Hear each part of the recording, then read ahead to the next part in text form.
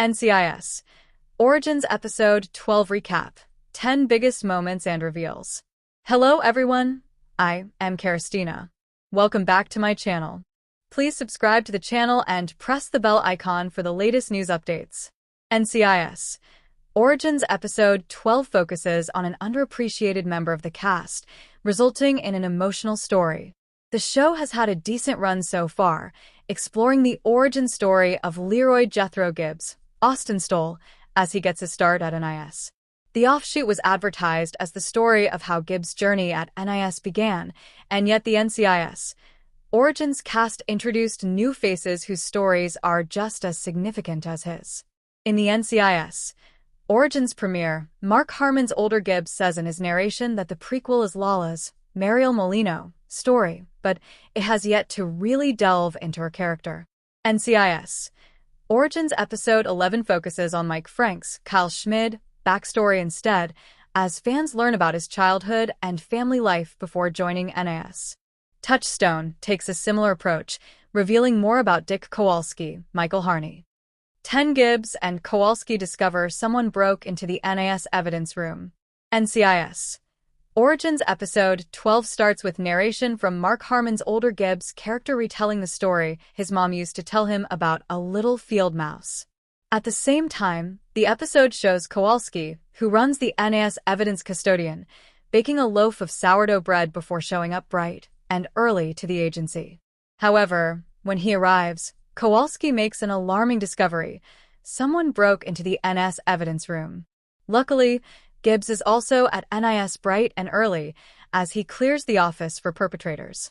Mary Jo is shocked to hear about the room when she arrives, finding Lala and Frank's investigating the scene as Kowalski gathers things off the floor. The invasion of his workspace tears up the evidence manager, and he gets frustrated as the other agents cause further disorder. The agents assume that whoever broke into NIS came for the $41,000 someone stole from the safe. 9 NCIS Origins explores Kowalski's time in Korea. As the agents process the scene, Kowalski's assistant, Herm, Daniel Bellamy, shows up and understands the severity of the mess. Herm repeatedly says to his colleagues that they need to get everything back in order, citing the need to get the evidence log together and do the morning roll call. At the same time, Kowalski momentarily loses touch with reality and experiences a flashback. It shows a young Kowalski walking out of what appears to be a prison and looking up at the sky. Later, as Kowalski listens to his recordings that report the 2 years spent as a prisoner, flashbacks show the day the stone got kicked into Kowalski's corner. The young Kowalski clutches something in the flashback, a rock that accidentally got kicked into the corner where he lived as a war prisoner in Korea. Later, as Kowalski listens to his recordings that report the 2 years spent as a prisoner, flashbacks show the day the stone got kicked into Kowalski's corner. His tape explains how everything was taken from him and that the stone was all he had. It describes how Kowalski interpreted the stone as the first of many things he would have after being free. 8 Kowalski resigns from NIS after the mishap. As Mike Franks and his team process the scene in the evidence room, things get out of order. The disorder boils over as the NCIS K-9 dog, Gary Callahan, causes further disarray. Kowalski yells at everyone to give him the room so he can take a moment to himself. The evidence manager is shaken up, sitting on the desk and staring at the chaos alone. While the other agents try to decipher what happened, Kowalski closes himself in. When Kowalski finally emerges, he carries a yellow notepad with his resignation letter to Cliff Wheeler, Patrick Fischler. The letter has pages of detailed notes that Kowalski's colleagues say reads like a 25-year history of the agency since Kowalski started. After Kowalski's resignation, the agents wonder how the evidence room will be reorganized without his expertise. However, despite Frank's call asking him to return, Kowalski stays at home and replays his darkest days as a prisoner of war. 7 Lala's past fling returns. The agents think that the dealers whose cocaine money was taken by NIS might have come back to reclaim their cash.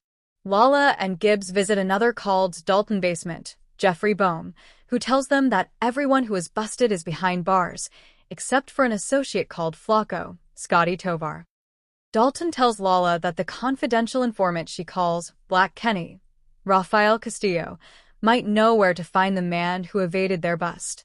After Black Kenny tells her where to look, Lala and Gibbs stake out a park where Kenny says they can find their guy.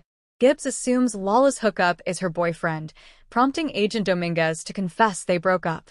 When Gibbs and Lala make contact with Flaco in the park, the man Lala cheated with a night. She went out with Vera, and Mary Jo jogs past the special agent and stops to say hello. The greeting causes a tense situation as Lala sends Gibbs to talk to Flaco, as they try to maintain a peaceful conversation with the suspect. Gibbs refers to the encounter later, asking his partner if he should put Lala running into Eddie, Hector Rivera, in his report. Gibbs assumes Lala's one-time lover is her boyfriend, prompting her to confess they broke up. Gibbs and Lala find evidence that breaks their investigation. Flaco's tip leads back to the case from NCIS Origins Episode 4, saying that whoever is responsible for the missing NIS money also had something to do with giving away Mildred's location. Gibbs tells Flaco that the hitman responsible for taking out Mildred, Jesse Hatcher, is dead. However, Flaco is convinced of his intel and tells the NIS agents to look around. Back at NIS, Frank sends Gibbs to ensure maintenance has properly sealed the window where an intruder broke in. Lala and Gibbs' development suggests that the criminal who took money from the NIS evidence room came inside the building rather than breaking in from the outside. When Lala comes down to check in on Gibbs to get a maintenance update for Franks, Lala notices some odd scuffs on the floor while they are talking. Upon further inspection, Lala believes that the marks are from a ladder, which flips their case on its head. Lala and Gibbs' development suggests that the criminal who took money from the NIS evidence room came inside the building rather than breaking in from the outside. The discovery is the development needed to break the case, since Frank's team can narrow their investigation to hone in on those at NIS. 5. Mike Franks uses Gary Callahan to catch Roger stealing from NIS. Once the team discovers that someone within NIS stole the $40,000 in dirty evidence, Cliff Wheeler and Mike Franks lock up the building and use their secret weapon. Special Agent Gary Callahan is a police dog. The prequel introduced in NCIS Origins Episode 4, who Franks enlisted to help sniff out Mildred Jones, Hattie Hoskins. The police dog goes to work again within NIS walls, with Franks giving him a scent to go after. Within moments of sniffing around, Gary Callahan stops at a filing cabinet, indicating he has found the money. When Franks unlocks the community filing cabinet and rifles through it, he finds the drug bust money. Franks then looks around the room for the guilty party and hones in on Roger, Eric Normington, as his primary suspect. While the team initially thought the money they seized from a sting operation was stolen by the dealers coming back for their money, Franks finding the money and Roger's admission of guilt confirm that someone in NIS trashed the evidence room to take the cash from the drug bust. 4. Franks interrogates Roger about Millie's location. After NIS hones in on Roger, Franks takes him into interrogation to question him about the money. Roger confesses to Franks that he has a gambling problem. His addiction got so bad that he started to owe people money, who threatened Roger and his mother to get him to pay up. After Dalton basement loops Roger in on his sting operation to catch a local gambling ring, the NIS agent knows about the dirty money and steals it to pay off his debt and save his mother. The special agent tells Franks that someone would occasionally pay him for intel and that he gave up Millie's location in NCIS Origins Episode 4 for a large sum of money he used to pay his gambling debt. Franks also interrogates Roger about his connection to Millie.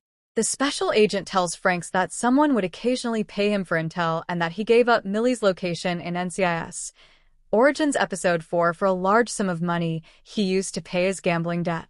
Everyone involved in the investigation is looking at the monitor, watching Franks interrogate Roger in real time, and his comments strike a nerve, considering how much they worked to keep the kid safe. 3. Mary Jo shows reveals a new side of her personality. Upon hearing that Roger gave up Millie's location to a hitman, everyone in the room is shocked, but Mary Jo is appalled. During Millie's investigation, the agents kept Mildred at NIS, and Mary Jo particularly liked the girl. After a long day at the agency, Mary Jo took Millie back to her house to make her a home-cooked meal and provided her with a bed. NCIS Origins has since established that Mary Jo has remained connected to the girl, so she is distraught to hear about Roger's involvement. Mary Jo knocks on the door, uncharacteristically interrupting Frank's interrogation. When Franks opens the door, Mary Jo asks if she can speak with Roger. Mary Jo's face is tense and angry, and her love for Millie reveals a new side of her personality. While the episode doesn't show what happens next, Mike agrees, and we can only assume Mary Jo did her worst. The moment contrasts with something Mary Jo said earlier to Franks about not being mean. Lala calls Eddie after Gibbs' encouragement. When Gibbs asks Lala whether to include Eddie in the report, Lala confesses that she and Eddie broke up because she did horrible things to him. Lala also tells Gibbs that she doesn't know how to feel about what happened in Mexico, referring to Gibbs' killing of Pedro Hernandez. Lala then says she doesn't think she and Gibbs should come in early on the same days anymore. Lala refers to Gibbs arriving early that morning to spend extra time with her. Lala's comments are coded but suggest she wants to stop a potential romance between them. Surprisingly, Gibbs responds by telling Lala she should call Eddie and tell him she has been thinking about him if it's true. At the end of the outing, Lala takes Leroy up on his advice. Kowalski returns to NIS and symbolically gifts Herm his Korea rock. As Mark Harmon closes out the episode, his narrative track reflects on his mother's story about the mouse while Herm checks into NIS for the morning. Harmon analyzes his mother's folk tale as Herm turns on the lights and goes to the kitchen, waking up NIS for the morning like his predecessor, Kowalski, did at the beginning of the episode. While Herm doesn't wake up early to bake fresh bread, he opens a fresh bag of onion chips, showing his willingness to carry on Kowalski's traditions. Kowalski's willingness to part with the only thing he once had suggests he understands what he has gained since, which includes his friendship with Herm. While Herm prepares to take on Kowalski's legacy, heavy as it may feel, Kowalski returns in the end. He tells Herm at the end of the NCIS Origins episode 12 that he cancelled his resignation. Kowalski also gives Herm his Korean rock. Kowalski's willingness to part with the only thing he once had suggests he understands what he has gained since, which includes his friendship with Herm. Hello, lovely viewers, welcome to my channel. I am Kerstina. Hope your day is so well. If you like the video, don't forget to subscribe to the channel.